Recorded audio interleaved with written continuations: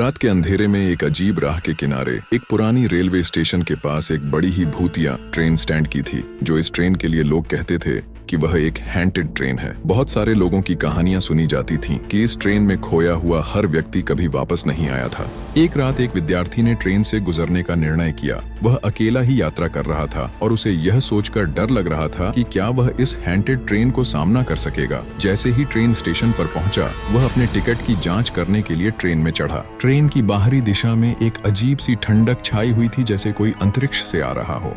उसने अपना सीट ढूंढी और बैठ गया, लेकिन ट्रेन चलने के बावजूद वह अजीब खोजता रहा। कुछ देर बाद एक बुरा सा अंधेरा उसे घेरने लगा और वह महसूस करने लगा कि कुछ गलत हो रहा है। ट्रेन के बीच सब ठंडी छाया छाया हुआ और वहां से एक अजीब सी आवाज आने लगी, जैसे कोई भूत गाता। वह अफरा तफरी में उठा और देखने के लिए बाहर देखा, लेकिन कुछ नहीं था।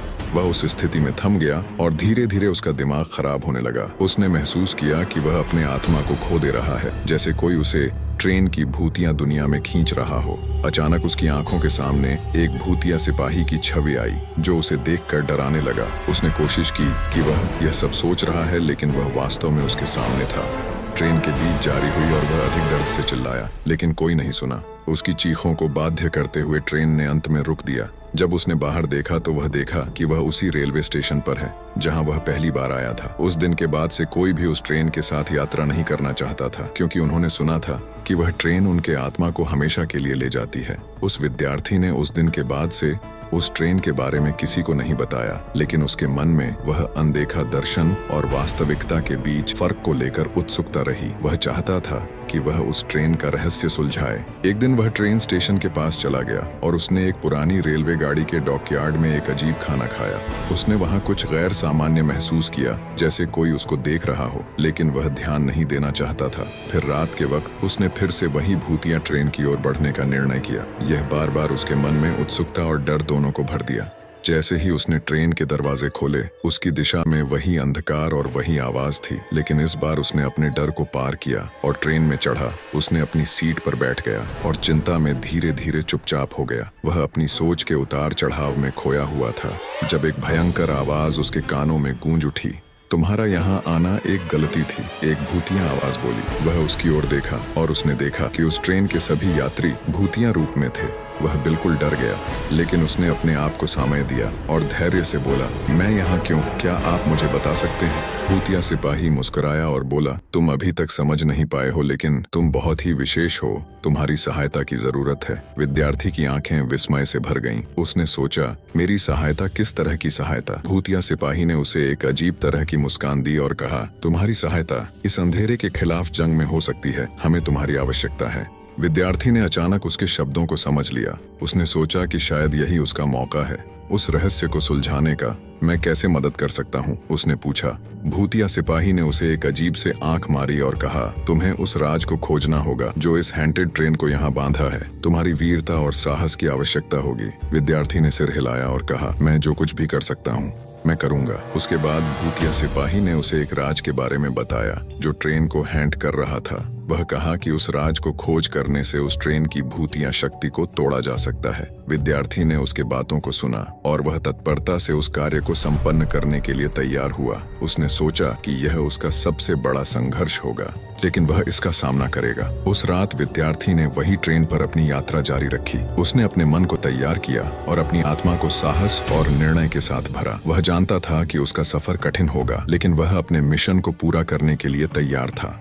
ट्रेन चलने लगी और वह धीरे धीरे आगे बढ़ता गया। उसने हर कोने को जांचा, हर छोटी बड़ी बात का ध्यान रखा। धीरे धीरे उसने एक अजीब महसूस किया, जैसे कुछ अंधकारी शक्ति उसके पास हो रही हो। वह अपने मन को साकार किया और अपने आत्मा को शक्ति से भर दिया। विद्यार्थी ने अपनी आंखें बंद की और एक आवाज सुना जो उसे बार बार बुला रही थी। हर बार, तुम्हारे आंखें खोलो, वह आवाज बोली। विद्यार्थी ने अपनी आंखें खोली और देखा कि उसके सामने एक पुरानी किताब थी। वह किताब उसको बुला रही थी, जैसे वह उसका ध्यान खींच रही हो।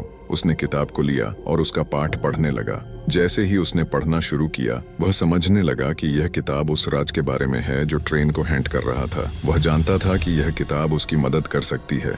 उस रहस्य को सुलझाने में धीरे धीरे वह किताब की परीक्षा करता गया और अधिक जानकारी के लिए खोजता रहा। विद्यार्थी ने किताब के पन्नों को पलटते हुए ध्यान से पढ़ा। वहां लिखी हुई थी कि इस हैंटेड ट्रेन का रहस्य उस स्थान पर छिपा है जहां पहली बार इस ट्रेन को बनाया गया था। विद्यार्थी ने उस स्थान के बारे में और अधिक जानने की इच्छा की और वह ट्रेन से उतरा। वह अब ट्रेन से बाहर था जहां अंधेरा था, लेकिन उसका ध्यान अब सिर्फ एक लक्ष्य पर था, रहस्य का पता लगाना। विद्यार्थी ने अपने टॉर्च को जलाया और धीरे धीरे आगे बढ़ते हुए उस स्थान की खोज की। वह एक पुरानी गुफा के पास पहुंचा जिसमें एक बड़ा पत्थर था जो धीरे धीरे हट रहा था। विद्यार्थी ने पत्थर को हटाया और खोज की गई। कुछ पुरानी पुस्तकों और दस्तावेजों को खोजा। उसने एक पुराना दस्तावेज खोजा जिसमें विवरण था कि इस स्थान पर एक पुरानी रहस्यमय गुफा छिपी है जो ट्रेन के हैंट करने का कारण बना। विद्यार्थी ने गुफा को अधिक से अधिक जांचने का निर्णय लिया। वह धीरे धीरे गुफा के अंदर गया और वहां एक रहस्यमय प्रकार के प्राणियों का पता चला।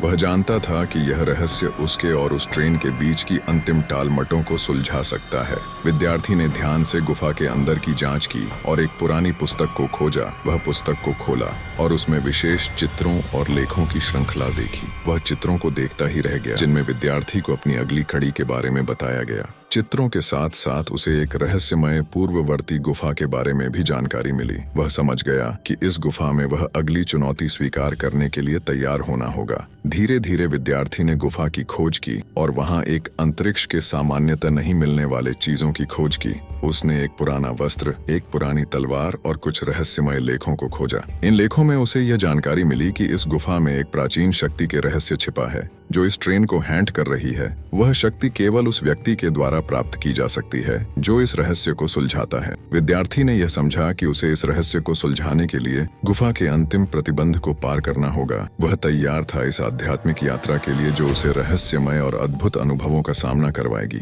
विद्यार्थी ने वहीं खड़े होकर विचार किया कि उसे इस गुफा के अंतिम प्रतिबंध को पार करने के लिए क्या करना होगा। धीरे धीरे उसका ध्यान तलवार पर गया जो वह पुरानी चित्रों में देखा था। उसने तलवार को उठाया और ध्यान से देखा। तलवार पर कुछ अजीब स्वरूपों और चित्रों की नक्शे बने हुए थे। उसने समझा कि यह तलवार उसकी आगामी यात्रा के लिए अत्यंत महत्वपूर्ण है। धीरे धीरे उसने तलवार को लेकर आगे बढ़ा और गुफा के अंतिम प्रतिबंध के पास पहुंचा। वहां एक बड़ा पत्थर था जिसे हटाने के लिए उसे अपनी तलवार का सहारा लेना पड़ा। विद्यार्थी ने अपनी तलवार का इस्तेमाल करके पत्थर को हटाया और गुफा के अंदर की ओर आगे बढ़ा।